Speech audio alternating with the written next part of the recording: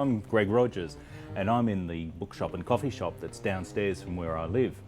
Sometimes I'll drop down here and do a little bit of work because I think there's something about the atmosphere of books and coffee that really, I don't know, sparks the imagination and gives me a kick start. And speaking of kick starts,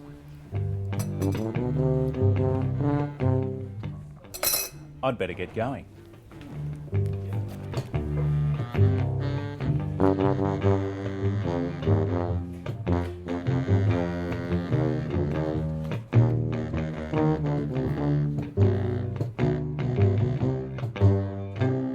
This is where I live and work, and I work in different places around here. I sometimes work at my desk, I'll sometimes work at the computer, but sometimes I'll find myself at the dining room table or on the sofa. But in particular, I love to work in my big red chair. Each of these spots will create different things in me. If I leave work out on the dining table, I have to walk past it all the time. If I'm on the sofa, I'm nice and relaxed and the ideas will come flowing. But if I'm sitting at my desk underneath my desk lamp, then I know it's serious business.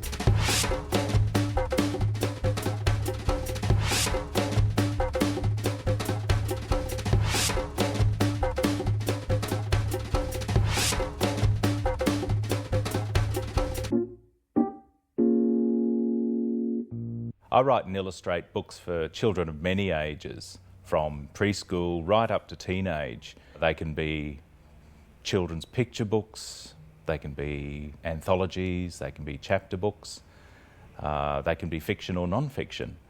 And I also have done book covers, lots of book covers for teenagers and also adults. A lot of the time I'm asked where I get my ideas from. I think every author is asked that question. And ideas can come from absolutely anywhere.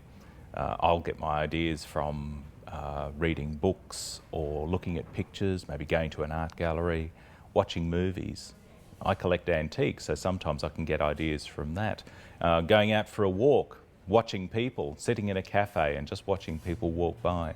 So anything can be a source of ideas. And it depends on what you do with those ideas once you've got them. You've got to let them stew. And don't be too impatient with them. And they're a little bit like a lava lamp, the way that a lava lamp will sometimes gloop up to the top and then it'll go back down to the bottom again. That's what ideas are like. So let an idea sit for a while and eventually it'll come to the surface, and that's when you start working with it and playing with it. Something I discovered that's really, really good for your ideas is to keep little notebooks or sketchbooks with you all the time.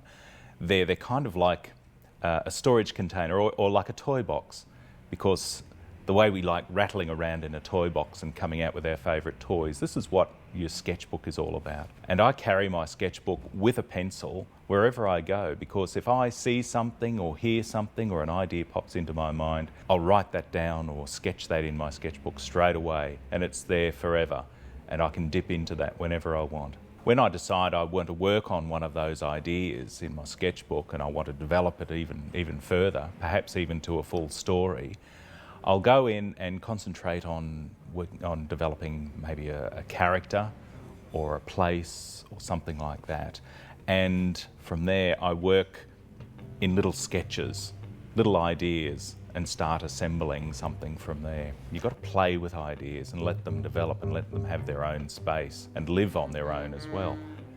All the time that you're gathering your ideas and putting them in your sketchbooks, you've got to remember that this is going to end up as a book, and a 32-page book. So gathering all of these ideas and putting them down in some sort of sequence is one thing, but then you might find too many ideas for such a short book, and so you have to give and take. You have to push them and pull them until you've got exactly what you want from the start, from the beginning of the book to the end. I'm only happy that the book is really working when I've got all of these pages organised. And I might organise those in what's called a storyboard, which is the entire book planned on one page, or some people might do a dummy book, which is a tiny little version of the book.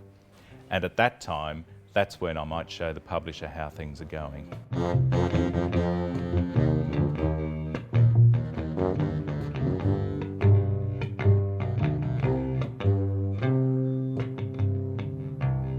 I'll be working with an editor and they might come in and make suggestions as to what might need to be changed. And oftentimes I'll feel that something's wrong anyway if it needs changing. Once all the problems are solved with the editor and with all of the changes, and I'm happy with the way that the book is looking in its rough form, then it's easy sailing, because then it's simply a matter of doing the finished art. A lot of people think that this is the most important step in the process of creating a book, and yet for me and for a lot of illustrators, it's not, because all of the problems have been solved and most of the time has been spent. I could have spent a couple of years just getting to this stage, and now going into the finished art and deciding what I might be using for the finished pictures is an easy step.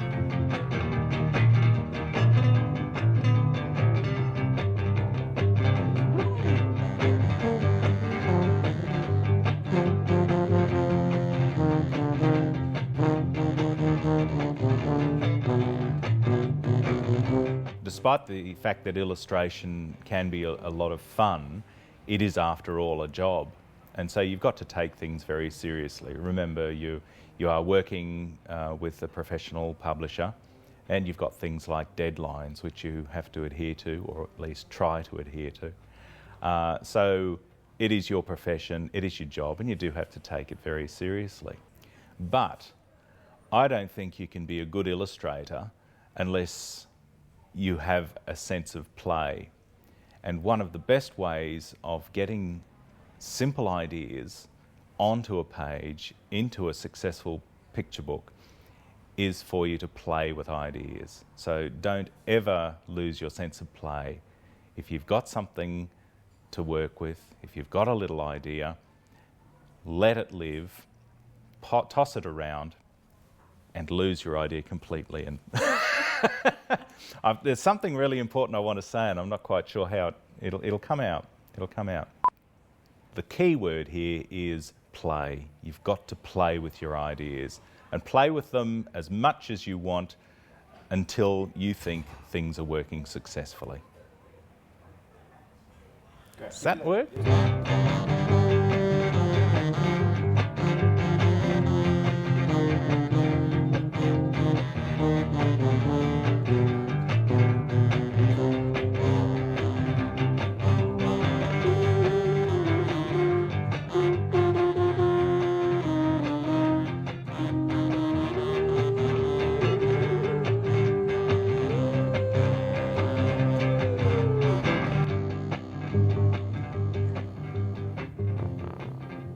Of course, I have my greatest creative moments in the big red chair.